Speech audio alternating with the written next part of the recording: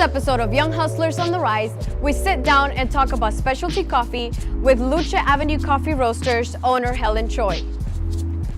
We all love coffee, but what makes specialty coffee so special?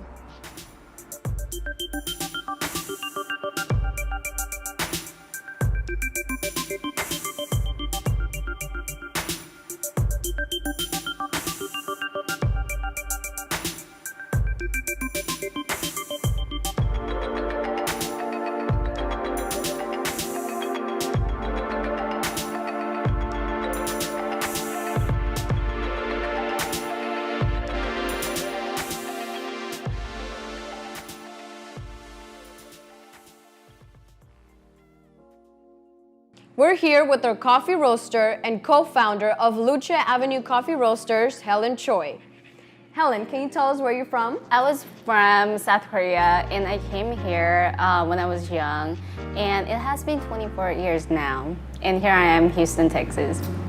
So when did you open Luce Avenue Coffee Roasters and what made you decide to do that? We opened Luce Avenue Coffee Roasters in 2017. So we opened one in Korea early 2017, and we opened Houston, Texas in late 2017.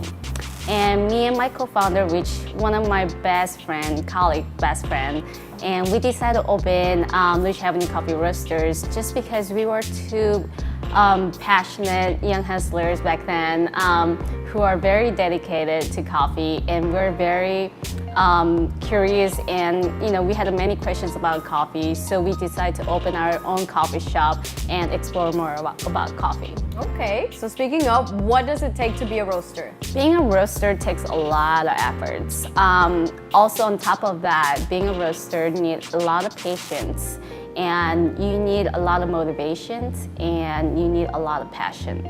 So all those three factors combines together becoming a roaster, and that creates being a good roaster. So Helen, growing up, was there anyone in particular who introduced you to coffee roasting? Actually, not in particular. I can't really pick one person. As in general, there's many of my friends who drink coffee before, and also I have people that around me as a team members who's roasting in Korea as well. So they inspire me as a roaster, and when I look at them and how much effort they put it in, and also after the result of that effort, that brings to experience different types of roasting and find out how the roasting can affect the coffee, because basically I'm a coffee person and I drink a lot of coffee throughout the day. So that kind of gives me curiosity, how, if I start roasting, what type of coffee taste that I can bring it up to my customers. So that's when I decided to be a roaster. So Helen, tell us a little bit about latte art. First of all, I'm not really good at latte art, but I do latte art. But I think many of youngsters in the States that they're very interested in latte art. And good thing about that is that whoever's interested in latte art, basically they will enter into specialty coffee. And they're trying to find out more about coffee. That makes interested in people who weren't even interested about coffee. That makes them to gives them interest in coffee. So I think latte art is very creative, art which not everybody can do. Also, it takes a lot of efforts too. So not just because you become a latte art champion, that doesn't mean that you will become a latte art champion again next year. Not guaranteed, because it takes that many efforts to become the champion of latte art. But just because that much effort, I think people attracts more, and that challenges more of youngsters in these days. If you had to pick one thing, what's the one thing that you love the most about specialty coffee?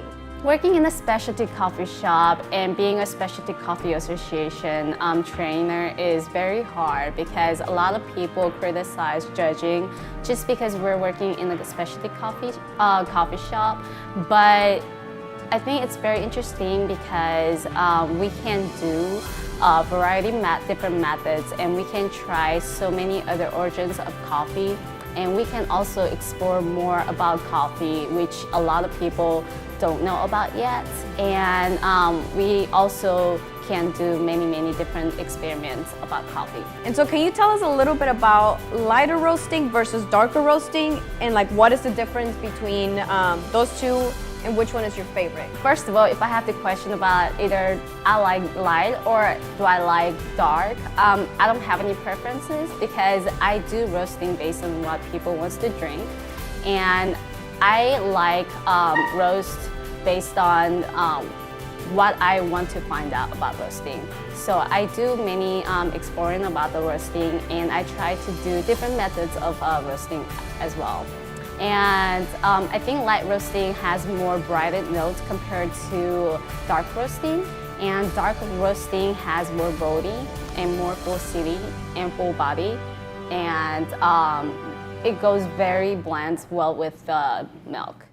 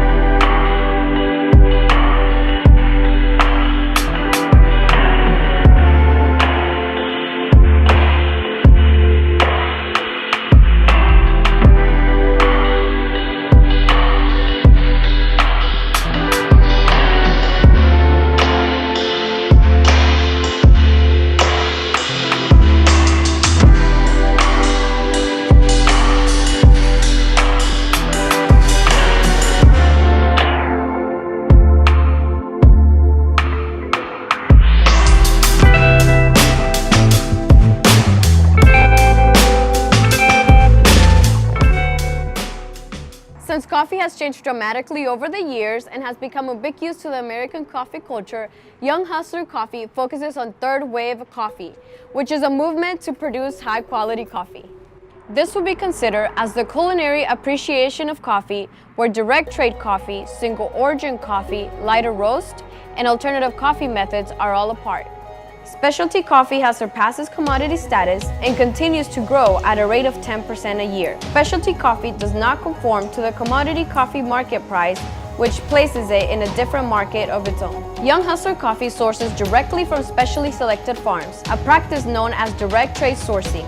Right now, we carry some of the best Latin American coffee in the world. Let's start with where coffee originated. Historically, it started in Ethiopia and traveled to Yemen, Indonesia, a bungalow in Europe, and then to Latin America. The coffee is handpicked to make sure only the ripe coffee is selected, and after it's washed and dried through various methods, it arrives at Luce Avenue Roasters, our local roasting partner. Here we roast small batches of the coffee to perfection and hand deliver it to your door. And what are some leadership traits or qualities that you apply to your team on a daily basis? First of all, it's very important as a barista. It's a calibration. So we are calibrating our shots throughout the day.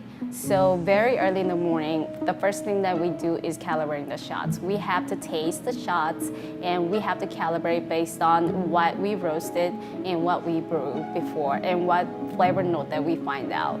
And also, as a barista, you have to maintain the cleanness, and that's very important. So throughout the day, you always have to maintain your bar very clean.